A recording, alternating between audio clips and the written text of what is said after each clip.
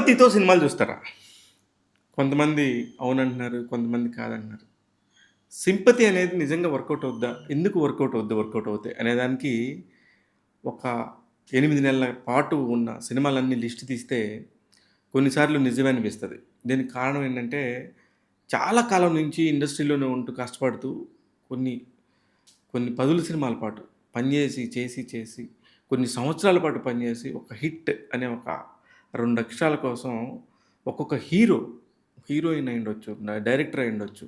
వాళ్ళందరూ ఎంతెంత కష్టపడ్డారో ఈ ఒక్క స్టోరీలో చెప్పాలనిపించింది. అందుకే ఆ స్టోరీ గురించి పూర్తిగా మీకిప్పుడు చెప్తాను. 'ఆది సాయి కుమార్' గారు మీకు తెలుసు. 'ప్రేమ కావాలి' అనే సినిమా దగ్గర నుంచి ఆ సినిమా హిట్, ఆ తర్వాత 'లవ్లీ' హిట్, ఆ తర్వాత అతను ఎంత మంచి స్పీడ్ డాన్సరు, ఫైటరు, ఎంత బాగా పెర్ఫార్మ్ చేస్తాడనే సంగతి అందరికీ తెలుసు. కానీ ఒక 10, 15 సినిమాల తర్వాత కూడా ఆయనకి ఆ సరైన బ్రేక్ ఇంతవరకు దొరకలేదు. కానీ 'శంబల' అనే ఒక సినిమాతో పర్లేదు చేశాడు ఈ పిల్లోడు, కొత్తగా ఉంది, ఒక కథ బావుంది. కానీ 'ఆది సాయి కుమార్‌కి' కూడా అంత ఈజీగా ఏం విజయం దక్కలేదు. 'శంబలలోని' ఒక పాయింట్, ఒక యూనిక్ పాయింట్ ఉంది. అలాంటి ఒక యూనిక్ పాయింట్ ఉండటం వల్లే 'ఆది సాయి కుమార్' సక్సెస్ అయ్యారు.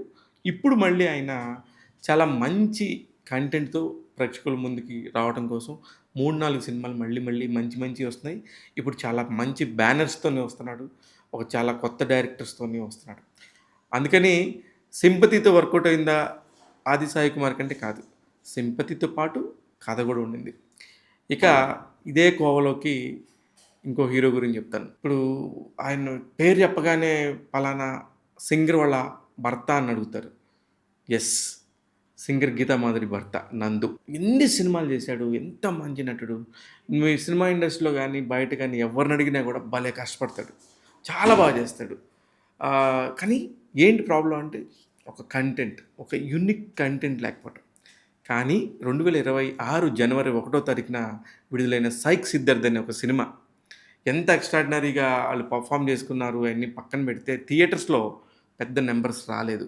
కానీ సోషల్ మీడియా ద్వారా గానీ, మిగతా అంతా కూడా నందు బాగా తెలిసిపోయాడు.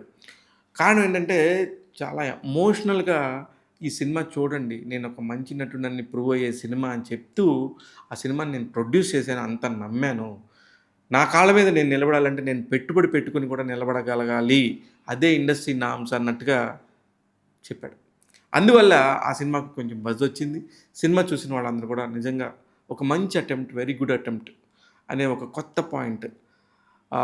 ఒక హీరోయిన్ అనగానే ఇద్దరు కూడా చాలా ఫ్రెష్‌గా ఉండాలనే మైండ్ సెట్ నుంచి ఒక సింగిల్ సింగిల్ మదర్‌ని కూడా మనస్ఫూర్తిగా ప్రేమిస్తే ప్రేమించొచ్చు అనే ఒక పాయింట్‌ని టచ్ చేశాను అందులో.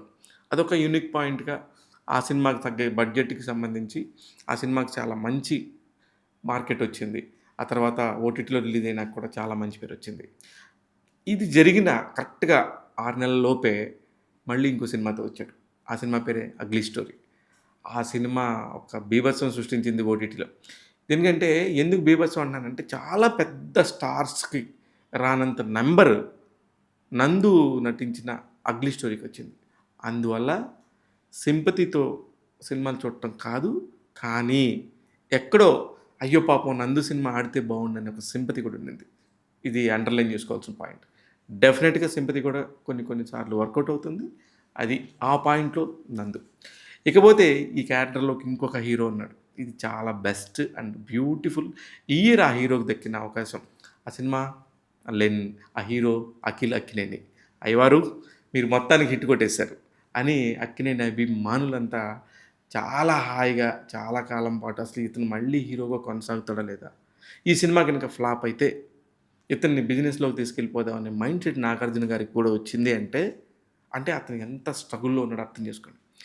తాను ఉన్న అందం కంటే కూడా ఎంతో తగ్గించుకొని ఒక మిల్కీ బాయ్‌లా ఉండేవాడు చాక్లెట్ బాయ్ లాగా తయారయ్యి తన మొత్తం పెట్టేశాడు.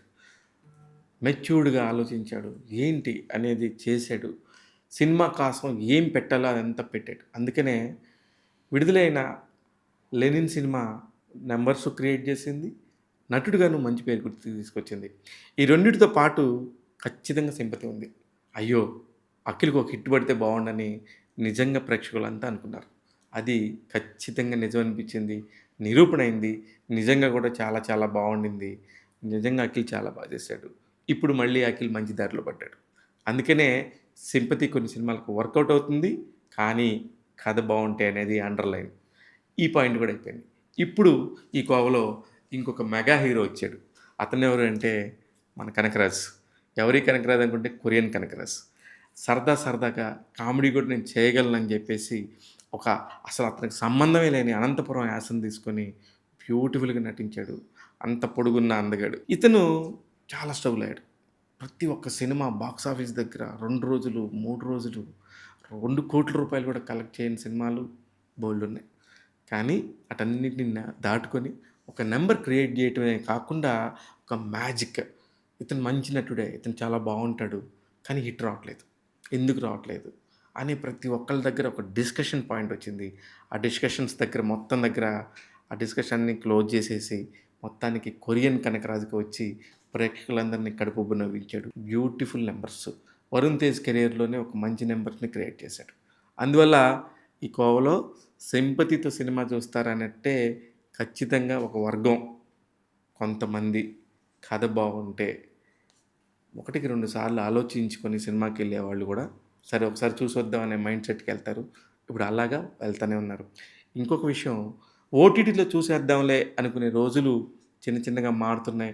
మీరందరూ కూడా గమనించండి ప్రేక్షకులారా. ఖచ్చితంగా మారుతున్నాయి. మళ్ళీ థియేటర్‌కెళ్ళి థియేటర్‌ని ఎంజాయ్ చేసే మూడ్ వస్తుంది. రావాలి.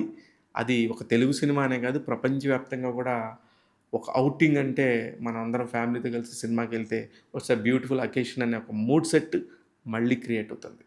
ఇది డెఫినెట్‌గా. ఇక ఈ కోవలోకి అసలు నటులు అనగానే ఒక హీరోయిన్ ఓరియెంటెడా, హీరో ఓరియెంటెడా ఇయన్నీ పక్కన పెడితే she is the super star. నిజంగా నాకు చాలా చాలా అమ్మాయి పోరాట తత్వం డే 1 నుంచి ఎలా వచ్చిందో ఈ రోజు వరకు కూడా అలా నించొని తనకంటూ ఒక మార్కెట్‌ని క్రియేట్ చేసింది. ఆమె ఎవరో కాదు none other than the great Samantha గారు. సమంతని సూపర్ స్టార్ అని నేను ఎప్పుడూ అంటాను. ఎందుకు అంటానంటే ఎంత చిన్న స్థాయి నుంచి వచ్చి ఎంతెంత విజయాలు సాధించింది. ఎలాంటి ఆరోగ్య పరిస్థితిని అధిగమించి హీరోయిన్‌గా ఎలా రాణించింది. ఇవన్నీ గూడా ఆమె కెరియర్‌లో భాగాలైతే ఈ గత 3, 4 సంవత్సరాలుగా ఆమె కెరియర్‌తో పాటు, పర్సనల్ లైఫ్‌తో పాటు చాలా స్ట్రగుల్ ఉంది. అది అందరికీ తెలిసిన విషయమే. అయినా సరే ఎక్కడ రాజీ పడకుండా ఓ పక్క 'శాకుంతలం' అనే సినిమా చాలా హోప్స్ పెట్టుకొని ₹50,00,00,000 బడ్జెట్‌తో తీసిన సినిమా ప్రేక్షకుల దగ్గర అబాస్పాలైంది. అయినా కూడా షీ ఫైట్స్. 'యశోద' అనే ఒక సినిమా కూడా చాలా ఖర్చుతో తీశారు. కానీ అది కూడా అనుకున్నంతగా రాణించలేదు. సరే ఇట్లా కాదు నేను హీరోయిన్ ఓరియెంటెడ్‌గానే చేస్తా, ఇబ్బంది పడుతున్నానేమో అనుకుని 'ఖుషి' లాంటి సినిమాని కూడా ట్రై చేసింది విజయ్ దేవరకొండ గారితో కలిసి. ఆ సినిమా ఎంతో హుందాగా బానే ఉంటది గానీ, బట్ నంబర్స్ దగ్గరికొచ్చేలకి నంబర్స్ క్రియేట్ చేయలేకపోయింది. ఇట్లాంటి ఒక టైంలో 100,00,00,000 మార్కెట్ టచ్ చేసింది ఒక వుమెన్ మన 'మా ఇంటి బంగారం' సినిమాతో. She is fantastic. ఎంత ఫ్యాబులస్‌గా చేస్తది, ఎంత పర్ఫెక్ట్‌గా ఉంటది. ఏ పని చేసినా ఎంత పర్ఫెక్షనిస్ట్‌గా ఉంటదనేది సమంత గారిని చూసి నేర్చుకోవచ్చు. అలాంటి ఆమె సూపర్ హిట్ కొట్టింది. కొత్తగా ఫ్యామిలీలోకి అడుగుపెట్టింది. మళ్ళీ ఒక తల్లి కాబోతుందనే ఒక గుడ్ న్యూస్ వచ్చింది. అలాగే సినిమాలో ₹100,00,00,000 మార్కెట్ చేసింది. మళ్ళీ 'మా ఇంటి బంగారం 2' తీస్తానని చెప్పేసి ప్రామిస్ చేసింది. అన్నీ కూడా 2026లో ఆమెకు జరిగిన బ్యూటిఫుల్ మెమరీస్. ఇప్పుడు ఇందులో భాగంగా ఇంకొక హీరో గురించి చెప్తాను. 'మాస్ మహారాజా' రవితేజ. ఎంతకాలమైంది ఆయన. అందరూ 'మాస్ మహారాజా' అంటూ ఆ అన్ని ఫైట్‌లు, ఇన్ని ఫైట్‌లు, ఆ పాటలు, ఈ పాటలు అనుకుంటూ చూసే ఒక రవితేజ గారిని నిజంగా 'సింపతితో' సినిమా చూస్తారంటే కాదు. 'సింపతితో' చూసే కళ్ళు ఒక్కొక్కటిగా తగ్గుతున్నాయి. కానీ కథ బావుంటే అరే! రవితేజ చాలా బా చేస్తాడు. నిజంగా చాలా బా చేశాడు. అంటూ ఈరోజు విడుదలైన cinema super cinema. Extraordinary film. Family అంతా ఎళ్లి ఖచ్చితంగా చూడొచ్చు. ఆ సినిమా పేరే 'ఇరుముడి'. ఒక కూతురు సెంటిమెంట్‌తోని ఒక ఆడపిల్లని ఎలా పెంచాలి? ఒక ఆడపిల్లని ఒక్కొక్కళ్ళు ఒక్కొక్కలాగా ఆలోచిస్తారు. ఆడపిల్లని భయంతో పెంచాలని ఒకళ్ళు ఆలోచిస్తే, ఆడపిల్లని బాధ్యతతో పెంచాలని ఇంకొకళ్ళు ఆలోచిస్తారు. ఈ రెండిటికి సంబంధించిన వ్యత్యాసమే ఈ సినిమాలోని ఒక చిన్న లైన్. ఆ లైన్ తెలుసుకుంటే ఆ సినిమా తెలుస్తది. ఎంత బ్యూటిఫుల్‌గా నటించారో. ఒక ఆటో డ్రైవర్ త్రినాథ్ మాత్రమే కనిపించాడు. నాకు మాస్ మహారాజా ఎక్కడ కనిపించలేదు. ఎప్పుడన్నా బీసీ సెంటర్ల కోసమో, లేకపోతే ఇంకో సెంటర్ల కోసం మాస్ మహారాజా అంటారు కానీ, అసలు ఏ సెంటర్స్ లేవు. ప్రేక్షకులు అన్ని చోట్ల ఒకలే. ప్రేక్షకులు అనేవాడు యూనివర్సల్. సినిమా బాగుంటే ఆదరిస్తాడు, సినిమా బాగాలేకపోతే తిరస్కరిస్తాడు. Very simple. దీనికి రాకెట్ సైన్స్ అవసరం లేదు. ఎమోషన్ కనెక్ట్ అవ్వాలి. ఎమోషన్ కనెక్ట్ అయిన ప్రతి సినిమా కూడా బాక్స్ ఆఫీస్ దగ్గర అద్భుతమైన విజయాలను సాధించిన సంగతి మనందరికీ తెలుసు. ఇది సంబంధించిన స్పెషల్స్. ఇక రవితేజని ఎందుకు ఇక్కడ ఇవాళ రిలీజ్ అయింది కదా, మరి ఇందులో ఈ జాబితాలో ఎందుకు తెచ్చారంటే, నేను చెప్తున్నాను, ఒక సినిమా నేను హిట్ అని చెప్పానంటే దాన్ని ఎవరు ఆపలేరు. ఖచ్చితంగా హిట్. ఇది genuine review by Shiva Mallala. నేను ఎప్పుడు చెప్పినా ప్రతి సినిమా కూడా అలాంటి విజయాలే సాధించింది. ముఖ్యంగా ఈ కోవలోకి దీవానా అనే సినిమా చెప్తాను. దీవానా అనే సినిమా విడుదలైన 4 రోజుల దాకా ఎవరికి ఏం వెళ్తాంలే అనే ఒక మైండ్ సెట్లో ఉండేది. ఏదో చిన్న సినిమా అనే మైండ్ సెట్ కాదు. ఇట్స్ ఎ బ్యూటిఫుల్ ఫిల్మ్ అని చెప్పి గట్టిగా చెప్పి బల్లగుద్ది చెప్తే నిజంగానే అది ఎవరో 10 మంది చూడొచ్చు, 20 మంది చూడొచ్చు. వాళ్ళందరూ మౌత్ పబ్లిసిటీతోని 3వ వారం, 4వ వారం, 5వ వారం దాకా ఆ సినిమాని తీసుకెళ్లారు.